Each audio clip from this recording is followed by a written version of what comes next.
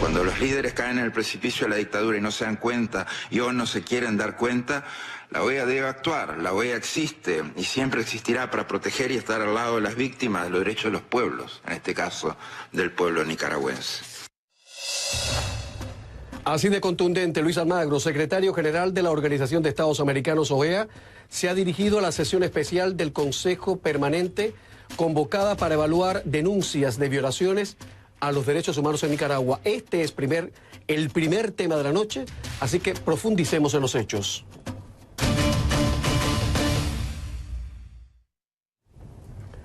Comenzamos conclusiones utilizando la etiqueta numeral concluoeanica. Concluoeanica. Pueden enviar todos sus mensajes a mi cuenta en Twitter, @CamiloCNN. Comenzamos. En una sesión extraordinaria de la Organización de Estados Americanos este jueves, el secretario general del organismo, Luis Almagro, condenó la crisis política y social que enfrenta Nicaragua. Aseguró que el régimen de Daniel Ortega ha caído en las líneas de una dictadura que viola sistemáticamente los derechos de la gente, los derechos humanos, y que además oprime a los sectores opositores. Almagro, que se mostró enfático en su discurso, anunció así el inicio del proceso para aplicar la Carta Democrática Interamericana a Nicaragua, un instrumento jurídico contemplado en los artículos 20 y 21 de la OEA que considera la suspensión de un país miembro cuando existe, oiga bien, cuando existe una alteración del orden constitucional. Escuchemos. Nos vemos obligados a empezar la aplicación de la Carta Democrática Interamericana a Nicaragua. La solución a la falta de democracia y derechos humanos en Nicaragua es un asunto de la región entera. La solución es todavía política y diplomática y contamos con los instrumentos normativos interamericanos para abordarlo. Y que para bien o para mal los incluye a ustedes, al gobierno. El futuro de Nicaragua no puede ser uno con un Ortega dictador. Qué bueno sería con un Ortega demócrata. Ahora, ojo al dato, para aprobar la aplicación de la Carta Democrática Interamericana y la posible suspensión de Nicaragua de la OEA se requiere el voto de 2/3 del Pleno, es decir, 24 de los 34 Estados miembros. Y por el momento no queda claro si se cuenta con los votos suficientes para sancionar a Nicaragua, sobre todo al tener en cuenta que desde el 2014, oiga bien, desde el 2014 se llevan a cabo conversaciones y sesiones especiales para aplicar precisamente la misma sanción a Venezuela sin éxito alguno. En el caso de Venezuela, el proceso ha sido frenado por los votos de algunos países caribeños y otros aliados. En el caso de Nicaragua, algunos expertos prevén que pudiera presentarse una situación similar. Desde el Centro Mundial de Noticias en Atlanta, mi colega Key Guerrero con más información. Key, adelante, buenas noches. Hola Camilo, buenas noches. Así es, el anuncio del secretario general de la OEA, Luis Almagro, sobre el inicio del proceso para aplicar la Carta Democrática a Nicaragua ha sido aplaudido por sectores opositores al régimen sandinista de Daniel Ortega, quienes ven esta posible sanción como una muestra de que la comunidad internacional presta atención a lo que sucede en el país. Escuchemos. Al menos nos da una luz de esperanza. Y decimos que nos da una luz de esperanza porque hasta ahora los nicaragüenses hemos estado en un estado de indefensión total. Y decimos esto porque aquí han operado los diferentes poderes del Estado en contra de los nicaragüenses y aquí tenemos ya detenidos, torturados, encarcelados, muertos, que hasta el día de hoy no ha habido ningún acceso a la justicia. El anuncio de Almagro, que ya fue apoyado por Argentina, Colombia, Chile, Estados Unidos y Perú, también está sustentado por la Comisión Interamericana de Derechos Humanos, la CIDH, quienes dicen que existe evidencia que relaciona al gobierno de Ortega con crímenes de lesa humanidad, abusos sistemáticos a los derechos humanos, persecución, y ante ello ahora piden a la comunidad internacional que se actúe del modo más enérgico. El embajador de Nicaragua ante la OEA, Luis Alvarado, responsabiliza al gobierno de Estados Unidos de impulsar esta medida y una vez más lo acusa a sostener una actitud injerencista, dicen, y de apoyar a supuestos grupos terroristas. Escuchemos. Una vez más la continuación de la política agresiva del gobierno de los Estados Unidos de imponer sanciones unilaterales, arbitrarias, que transgreden el derecho internacional contra la nación nicaragüense. Sus intentos por querer reavivar el accionar de los grupos terroristas al interior del país para generar el caos y el terror entre la población que ha dicho basta a la agresión. Ahora, Camilo, Estados Unidos, por su parte, dice que las acciones en contra del gobierno de Nicaragua seguirán en pie hasta tanto el país cumpla con los compromisos democráticos adquiridos. La sanción más importante que Estados Unidos ya ha aplicado es la llamada Ley NICA, que es un proyecto impulsado por la congresista Ileana Ros-Lehtinen e impone restricciones al gobierno del presidente Ortega para acceder a préstamos internacionales, incluyendo los del Banco Mundial y del Banco Interamericano de Desarrollo. El proyecto, que ya fue firmado por el presidente Donald Trump, también impone sanciones individuales a personas cercanas al régimen sandinista. Ahora, Ros-Lehtinen, quien se retirará al Congreso estadounidense en tan solo unos días, dijo en entrevista con CNN este jueves que la ley NICA, aunque sí sanciona al gobierno de Ortega, no puede considerarse como responsable del daño económico actual en el país. Primero, que los responsables por la economía frágil, débil y que es un desastre en Nicaragua no es los Estados Unidos ni el NICA Act, es Daniel Ortega y sus cómplices, las personas que han destruido la economía de Nicaragua. Ellos van a decir ahora, bueno, es culpa de los yanquis imperialistas porque pasaron esta NICA Act, pero el NICA Act se puso en vigor hace solamente unos días que tuvimos la firma del presidente. ¿Qué estaba pasando con la economía en Nicaragua antes? Un desastre, un desempleo terrible. Es un fracaso lo que está ocurriendo en Nicaragua. Según reportes económicos recientes, Nicaragua pasa por una de sus peores crisis económicas en las últimas décadas, impulsadas precisamente por la situación política que por ahora deja unos 325 muertos, aunque el gobierno nicaragüense solo reconoce 199. Camilo. Muchísimas gracias. Perdón, muchísimas gracias, Kay. Buenas noches. Si les parece bien, analizamos el tema con mi primera invitada, protagonista del asunto.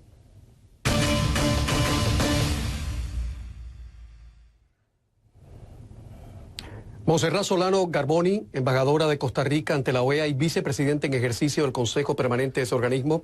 Buenas noches, bienvenida a CNN en Español. Muy buenas noches, muchísimas gracias, Camilo.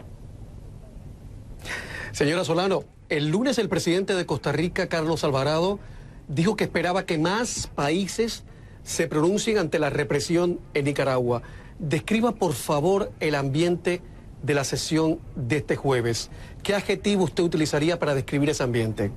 Bueno, yo creo que precisamente se responde a ese llamado, bueno, que hace Costa Rica, pero que ya de alguna manera varios países de la OEA habían hecho al solicitar la convocatoria a la sesión que se dio el día de hoy. Precisamente vimos cómo alrededor de 12 estados tomaron la palabra para mostrar su no solo preocupación, sino en algunos casos condena. En el caso de Costa Rica fue una condena a la situación que se vive en este momento en Nicaragua de violación a los derechos humanos. Esto frente al informe de la Comisión Interamericana de Derechos Humanos que califica algunos de los hechos como posibles crímenes de lesa humanidad. Señora embajadora, un dato y una pregunta. El Grupo Interdisciplinario de Expertos Independientes dice que Daniel Ortega, entre el 19 de abril y el 30 de mayo de este año 2018, dio 4 discursos. 4 discursos porque el señor no se prodiga. Pero Rosario Murillo, su mujer y vicepresidenta, pronunció 33 discursos y que a través de esas alocuciones la pareja ha construido un enemigo. Rosario le dice, Murillo le dice minúsculos grupos de almas pequeñas, tóxicas, terroristas, golpistas, delincuentes comunes, etc. Señora Solano, mi pregunta es, ¿usted cree que a Daniel Ortega y a su mujer, que probablemente estén viendo en su residencia del Carmen este programa, le importa realmente lo que se diga sobre lo que ellos hacen en Nicaragua? A ver, lo que sí es importante, Camilo, y que hay que dejar claro, es que la sesión de hoy da una señal de que el pueblo de Nicaragua no está solo, que el pueblo nicaragüense tiene la atención de la comunidad internacional, que hay una comunidad internacional, una comunidad de estados del hemisferio que están mirando lo que sucede en Nicaragua, y frente a ello no se queda callada, sino que convoca al máximo órgano de la organización, que es el Consejo Permanente, para tratar la situación y escuchar de primera mano el informe de la Comisión Interamericana. El silencio hubiera sido peor. La OEA no podía simple y sencillamente frente a lo que ha sucedido en los últimos días, desde la expulsión de los mecanismos de la Comisión Interamericana de Derechos Humanos, las conclusiones del GIEI y el recrudecimiento de la represión en los últimos días, las violaciones a la libertad de expresión, pues la organización no se podía quedar callada, y precisamente por eso es que se convoca a una sesión del Consejo Permanente para tratar del tema. Y bueno, ya escuchamos que además el secretario general anunció que va a activar los mecanismos de la Carta Democrática Interamericana.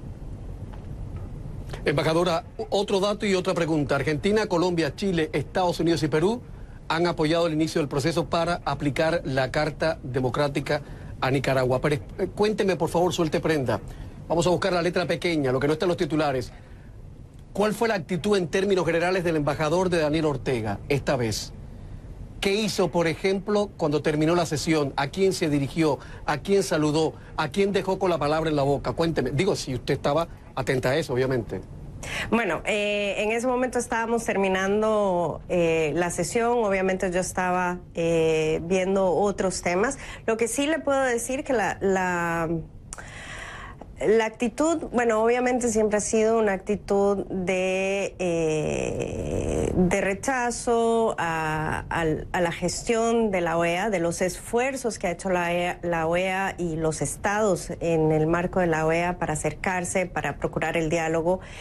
Ha habido un rechazo por parte del gobierno de Nicaragua, estos esfuerzos. El grupo de trabajo del Consejo Permanente ha intentado establecer un diálogo y de manera reiterada lo que ha hecho Nicaragua es simple y sencillamente negar la legitimidad del grupo de trabajo. La actitud sigue siendo la misma. Hoy quizás estuvieron menos beligerantes que en otras ocasiones, pero siempre es esa actitud de rechazo al diálogo. Y por el contrario, tenemos un conjunto de países que de manera reiterada han intentado procurar acercarse al gobierno de Nicaragua, procurar el diálogo, procurar una solución, y lo cierto es que, bueno, se evidencia con la salida de los mecanismos de la Comisión Interamericana de Derechos Humanos. Montserrat Solano Carboni, la embajadora de Costa Rica en la OEA, hablando esta noche con conclusiones en CNN en Español. Voy a hacer una pausa, señora embajadora, regresamos enseguida. Pero antes un dato, otro dato.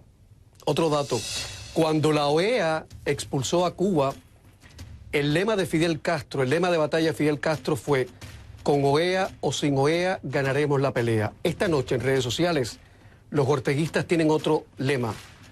Por consideración a los televidentes, por sentido común y por educación no lo voy a repetir acá. Pero parece que con los años la clase y la educación se va perdiendo. Pausa y regresamos enseguida. En 2018, CNN te hizo testigo de eventos importantes. Montserrat Solano Carboni, embajadora de Costa Rica ante la OEA. Estamos hablando con ella en vivo desde Washington. Embajadora, si como ha reiterado este jueves en la OEA, la Comisión Interamericana de Derechos Humanos, de que existen pruebas para argumentar, pruebas fehacientes para argumentar que el gobierno de Daniel Ortega y su mujer han incurrido en delitos de lesa humanidad, ¿por qué no se les acusa como Dios manda? Bueno, ¿Por qué no hay más presión internacional? A ver, el tema es en qué foro se daría esto. Primero hay un reproche político. El reproche político lo dieron muchísimos estados el día de hoy, en una sesión de emergencia que se llama en un 27 de diciembre, y ese es un primer paso. Evidentemente, ahora hay que buscar el foro, y la propia Comisión Interamericana señala algunas posibilidades.